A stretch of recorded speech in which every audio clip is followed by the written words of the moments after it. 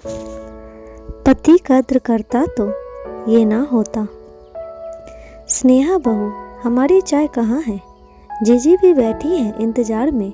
सासू माँ, भाभी मेरा सूट प्रेस नहीं किया आपने। ननद चिल्लाई, अरे भाभी यह क्या नाश्ता बना दिया, मुझे तो आलू के पराठे खाने थे। देवर बोला, मेरी ब्लू वाली शर्ट का बटन टूट गया है, आकर लगा दो। पतिदेव, चारों तरफ से परिवार वालों की आवाज़ सुन स्नेहा रसोई साड़ी का पल्ला कमर में घुसा और तेजी से हाथ चलाने लगी। बेटी पीहू का लंच तैयार कर रही थी, उसे बस स्टॉप पर छोड़ने भी जाना था। ये लीजिए माँ जी आप लोगों की चाय बिस्किट। दीदी आपका सूट प्रेस नहीं कर पाई, दूसरा पहन लीजिए। भैया आज ज़रा देर से उठी थी, सादा पराठा और दही अचार ही है। आप सौरभ जी बटन में बाद में लगा दूंगी, अभी अलमारी से आप दूसरी शर्ट उठाकर पहन लीजिए।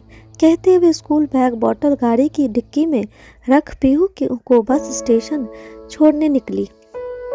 स्नेहा पहले ऐसी बिल्कुल नहीं थी। घर में किसी के मुंह से बात निकलती नहीं थी कि वो पूरा कर देती थी। सास ननद देवर सब कुछ करने पर भी खुश नहीं रहते थे।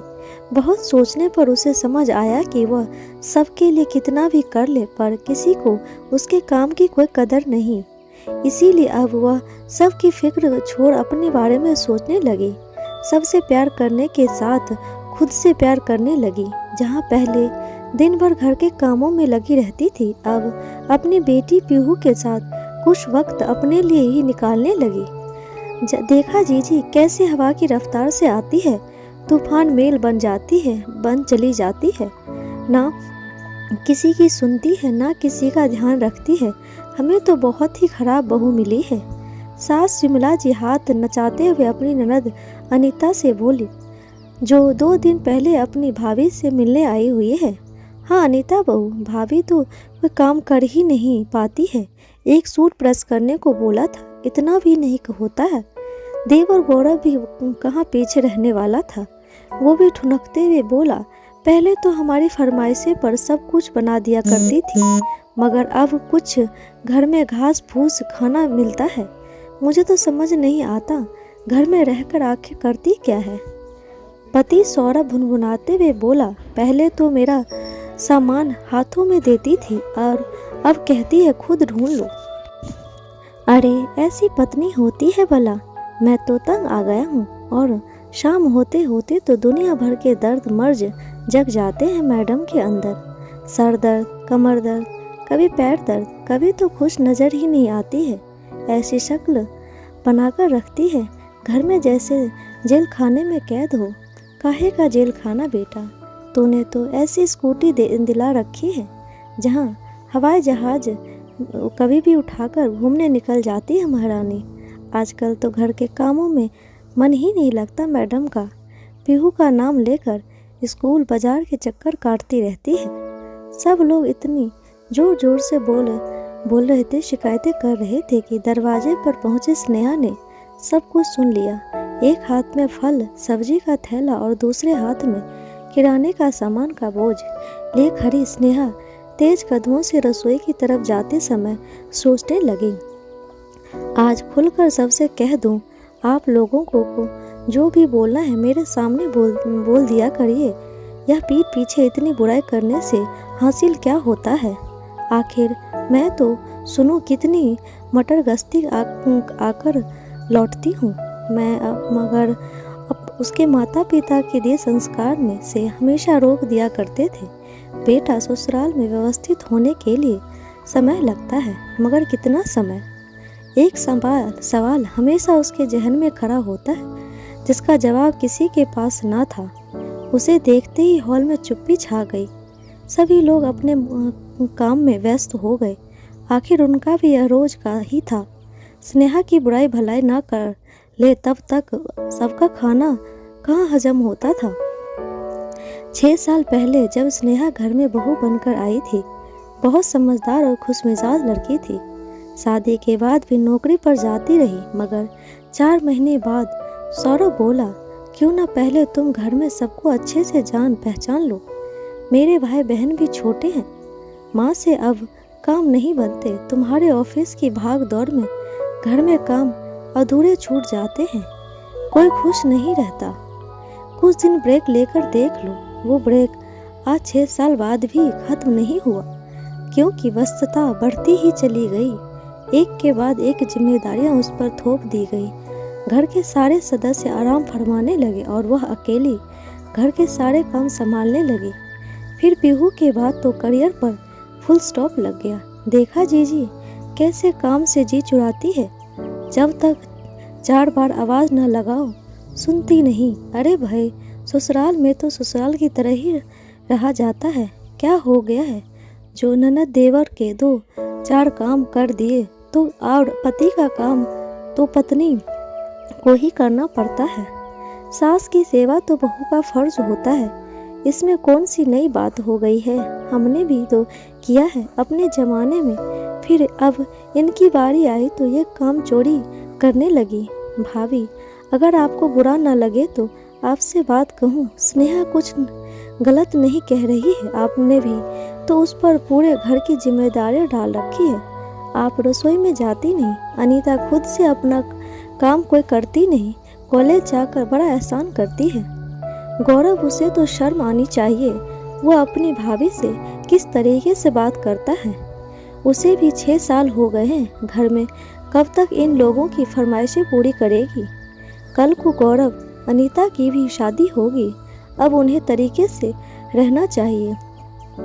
अपनी भाभी का थोड़ा हाथ बटाना चाहिए, ना कि सबके बीच में अपनी भाभी की बुराई भलाई करनी चाहिए। और एक बात, आज जो यह अपनी भाभी के बारे में ऐसा बोल रहे हैं, कल को जब इनकी बारी आएगी तो इसे गुल खिलाएंगे जिसका आपको अंदाजा भी नहीं है।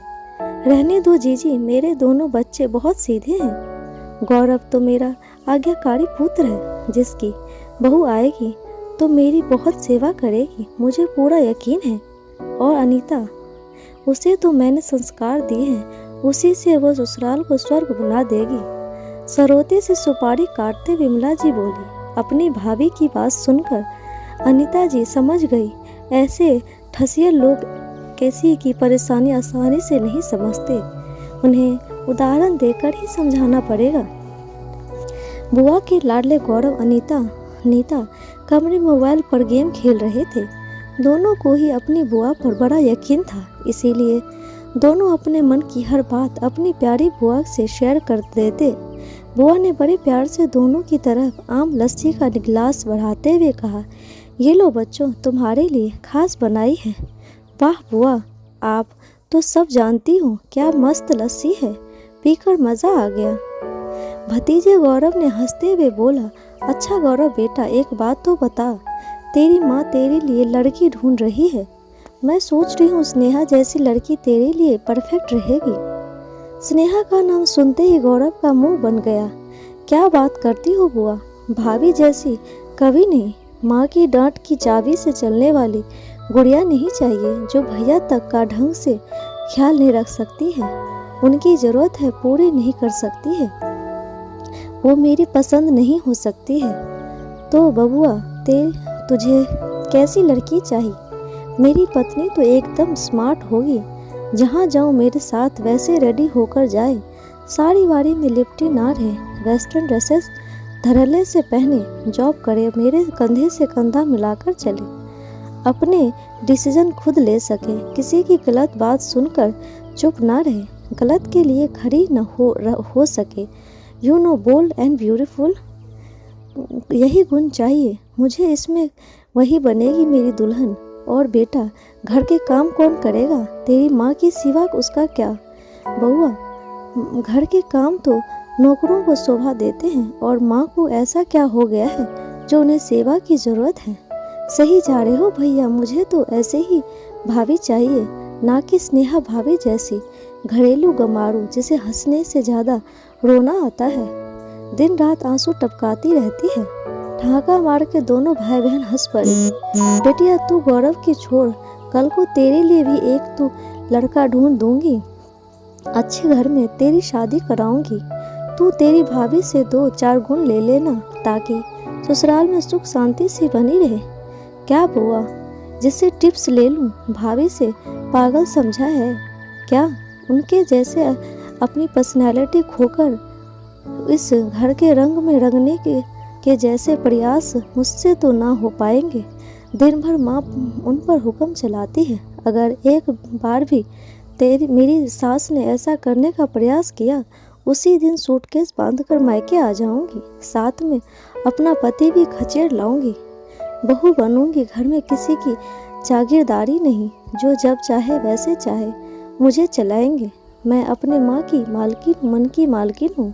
मुझे जैसा अच्छा लगेगा मैं वैसा ही करूँगी। किसी के कहे ना तो कभी नहीं चलूँगी। पर बेटा, लड़की को एडजस्ट करना ही पड़ता है। शादी सिर्फ पति पत्नी का रिश्ता नहीं होता, पूरा परिवार साथ लेकर चलना होता है। क्या बुआ 1857 की बातें करती हूँ? मेरी शादी लड़के से हुई है, उसी से मतलब रखूँगी, ना कि उसके पूरे खानदान की सेवा चाकरी करती रहूँगी। अगर मेरी ससुराल में सास से बनी रही तो उस पति को लेकर नया घर बसाऊंगी, सुख शांति से रहूँगी। इठलाते हुए नैनीता बोली, बड़े ही उच्च विचार है बेटा तुम दोनों के। लाओ यह ग्लास खाली मुझे दे दो, धुलने के लिए रख देती हूँ। तुम लोग आराम से अपना वीडियो गेम खेलो। कहते हुए अनीता बुआ कमरे से बाहर आ गई। अगले दिन, भाभी आज शाम को मेरे कुछ दोस्त आ रहे हैं, प्याज के कचौड़ी और इमली की चटनी बना लीजिएगा। कोल्ड ड्रिंक्स मैं बाजार से ले आऊँगा। और स्नेहा भाभी, अपने 2-3 दिन से मेरे कपड़े नहीं धोए हैं, कल मेरे लिए पीला वाला सूट प्रेस करके रख दीजिएगा। मैं अपनी सहेली के घर पढ़ने जा रही हूँ। गौरव भैया, आप दोस्तों को किसी और दिन बुला लेना, कल पीहू का टेस्ट है, मेरे पास समय नहीं है। और नीता दीदी, आप भी अपना सूट खुद ही प्रेस कर लीजिएगा, शायद मुझे देर हो जाएगी। स्नेहा की बात सुन बिमला जी बोली, बहू यह क्या बदतमीजी है, तुम्हें तो हर काम टालना होता है। गौरव, दोस्त आ रहे हैं, कुछ अच्छा तो बनाना ही पड़ेगा। तुम्हारी अनीता तुम्हारी ननद है, उसका थोड़ा काम कर दोगी तो घिस नहीं जाओगी। पास में बैठा सौरभ बोला, ऐसा भी क्या काम है, बच्चे बोल रहे हैं, कर दो। अपने पति की बात सुन स्नेहा बेबस सी खड़ी ही रह गई। और अनीता बुआ बोली, तुम सब लोगों को शर्म आनी चाहिए, अपना सारा काम स्नेहा पर थोप देते हो और उसे अपना और अपने बच्चों का भी तो ख्याल रखना होता है। क्या वह सारा दिन तुम लोगों की गुलामी करती रहे? और वो सौरभ, क्या बच्चे लगा रखा है? तेरे भाई बहन छोटे बच्चे नहीं हैं, बड़े हो गए। अब मैंने अपनी जिम्मेदारियां स्वयं उठानी चाहिए। तब सौरभ बोला, बुआ जी, ये घर की बहू है, जो भी काम करती है वो गुलामी नहीं होती। आखिर ये घर भी उसका है, काम तो करना ही पड़ेगा। बेटा सौरभ, कहीं ना कहीं स्नेहा के ऐसे हालत की जिम्मेदार तुम हो। तुमने कभी इससे इज्जत दी नहीं, इसीलिए तुम्हारे घर वाले भी इसे कद्र नहीं करते। वैसे भी ससुराल में पत्नी की कद्र होती है। पति कद्र करता तो ये कभी ना होता। अच्छा चलो, आज तो तुम्हारा एक वहम मिटाती हूँ, जो तुम अपनी पत्नी से इतना एक्सपेक्ट करते हो, मगर कभी अपने भाई बहन और माँ को गलत नहीं समझते हो। सुनो बुआ जी, फ़ोन में हुई रिकॉर्डिंग चालू कर देती है। उसकी और गौरव अनीता के बीच हुई सारी बातें सबके सामने आ जाती हैं। फ़ोन की रिकॉर्डिंग सुन गौरव और अनीता के होश उड़ गए। दोनों एक दूसरे का मुंह देख ही रहे थे।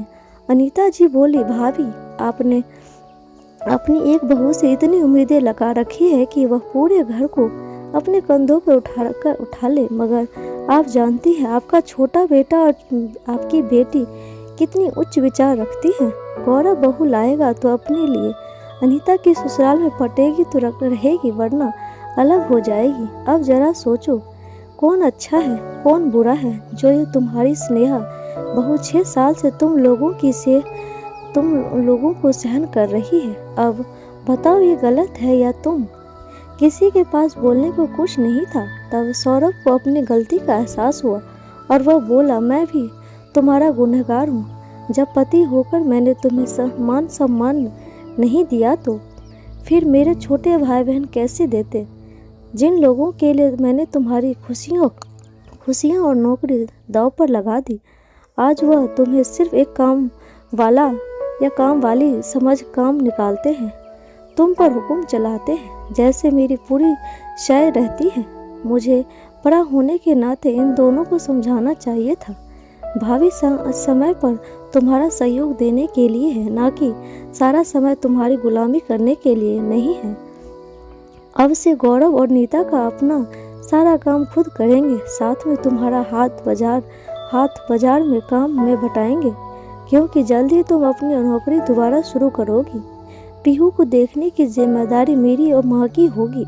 स्नेहा अनीता बुआ को मन ही मन आभार प्रकट करती है। आशा करती हूँ यह कहानी आपको जरूर पसंद आई होगी। साथ में आप लाइक शेयर सब्सक्राइब जरूर कीजिएगा।